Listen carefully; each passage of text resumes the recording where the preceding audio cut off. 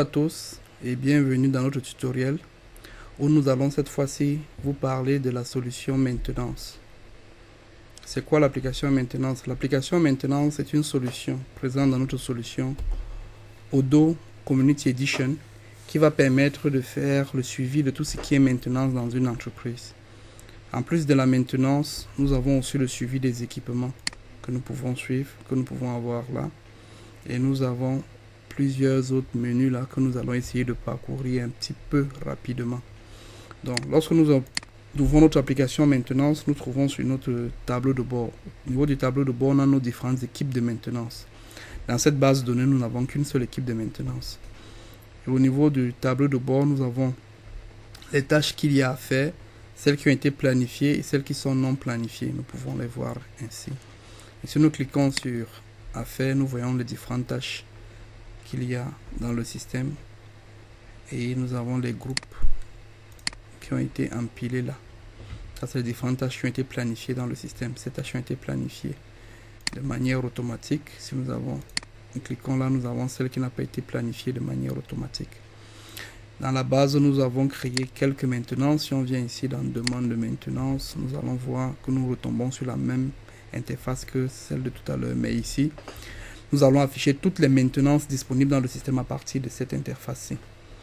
Maintenant, nous pouvons avoir les calendriers de maintenance pour avoir les différentes maintenances groupées qui s'affichent par calendrier. Et nous pouvons filtrer par différents techniciens. Dans cette base de données, nous n'avons qu'un seul technicien, donc on ne peut pas voir autre chose que les informations pour administrateurs. Donc, nous avons aussi le menu plan de maintenance qui nous permet de créer des plans de maintenance. Nous avons par exemple ici décidé de créer ce plan de maintenance qui consiste à nettoyer nos différents appartements. Donc ici, nous avons utilisé le module maintenance pour par exemple planifier le nettoyage de tous nos appartements. Si nous sommes dans le cadre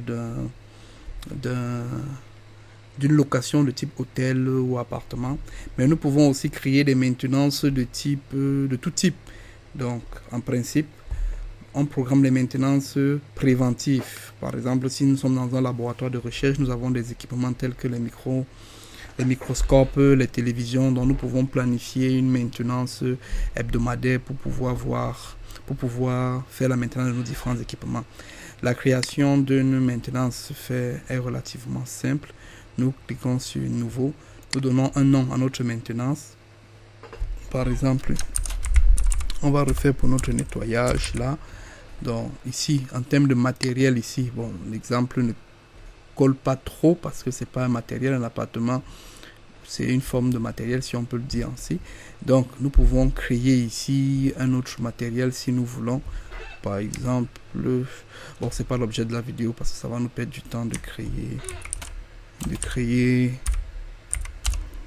quelque chose ici, mais je vous montre juste la fiche pour que vous puissiez voir dans le numéro de série. Nous avons le nom, l'équipement par an, si jamais il a un équipement par an, la catégorie, s'il est rattaché à un article dans le système, nous mettons, s'il a un emplacement défini, nous allons le mettre ici et nous avons beaucoup de champs que nous pouvons définir là.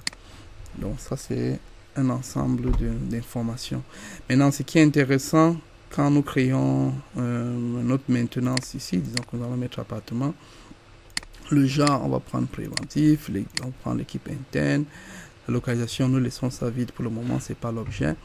Demande de rebut, bon, localisation, si on a où se trouve notre équipement, on peut renseigner ça ici. C'est disponible, les différentes locations sont disponibles dans ce menu-ci. Donc ça peut être très pratique pour une gestion simplifiée des emplacements de nos différents équipements.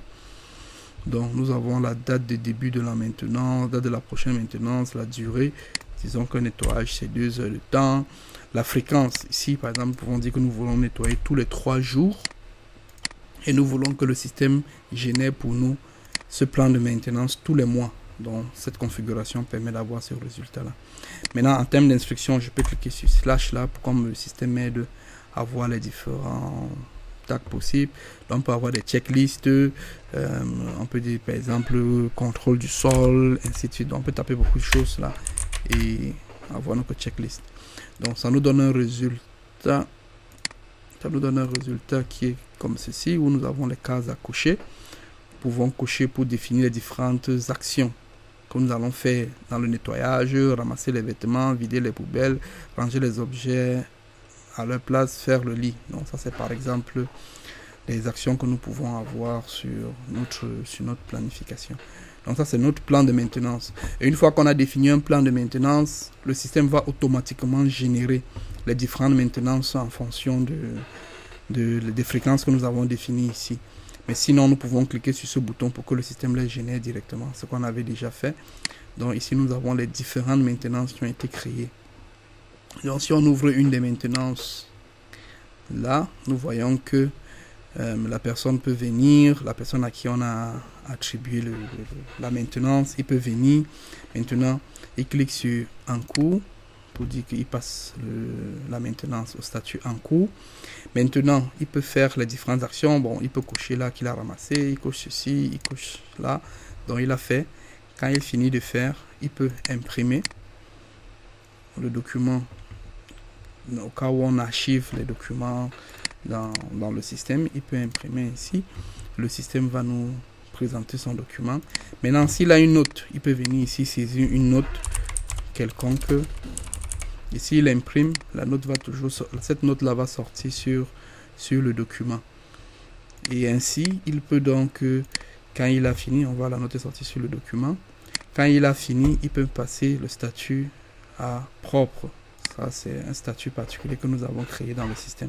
Les différents statuts ici sont paramétrables. Vous voyez donc qu'avec ce système, nous pouvons donc aisément paramétrer nos différentes opérations de maintenance dans le système et pouvoir faire le suivi des différentes étapes. Donc ici, en termes d'étapes, le système permet de créer des étapes vraiment de manière assez simple et de définir les étapes suivantes. Donc c'est assez simple à utiliser. Ça, c'est la partie maintenance. Maintenant, dans la partie équipement, comme on l'a dit tantôt, un équipement peut avoir une localisation dans un endroit où il se trouve. Donc nous pouvons venir ici dans la partie des locations. Donc ça c'est encore en anglais, location. Donc nous avons ici on peut dire par exemple que nous avons des emplacements qui peuvent être par exemple le salon. Ça c'est un exemple pour le cas des équipements. Par exemple, si on a un équipement par exemple qui est de type par exemple le frigo, on a un frigo et ce frigo, on va dire que lui, il se trouve au salon. Donc, tout simplement comme ceci. On peut définir une catégorie ici. Disons que nous allons créer la catégorie électroménager. Donc, on a donné son emplacement. On peut mettre une description pour cet équipement.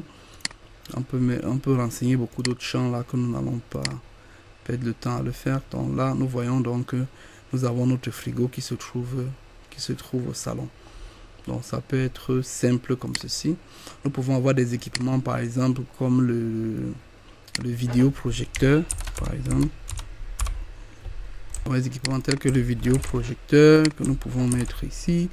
Disons que nous allons laisser ça dans électroménager, même si c'est pas de l'électroménager. Nous allons dire qu'il reste au salon. Maintenant, ce vidéoprojecteur par exemple, nous pouvons dire que nous avons des employés qui vont de temps à autre l'utiliser. Donc on peut venir ici, on sélectionne un employé, on dit qu'il veut utiliser notre vidéoprojecteur et c'est à destination. Ça c'est les locations qui se trouvent que le système voit comme des tiers, donc les REST partners. Bon, bref, c'est pas très important. Donc ici, quand je sauvegarde ça, le système me dit que il y a cette fiche qui a été créée. Si je reviens sur mes équipements là, on voit que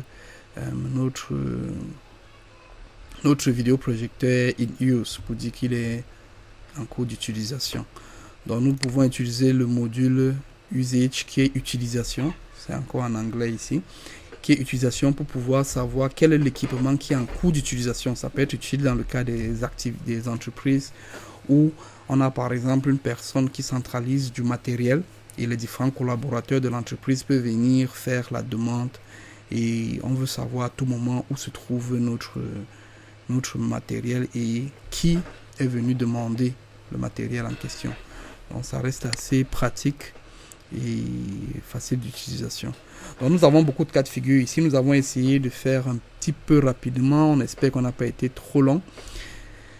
Pour ceux qui veulent aller plus loin, nous sommes disponibles et nous pouvons répondre à un ensemble de questions. Vous avez la zone commentaire où vous pouvez poser un ensemble de questions. Merci.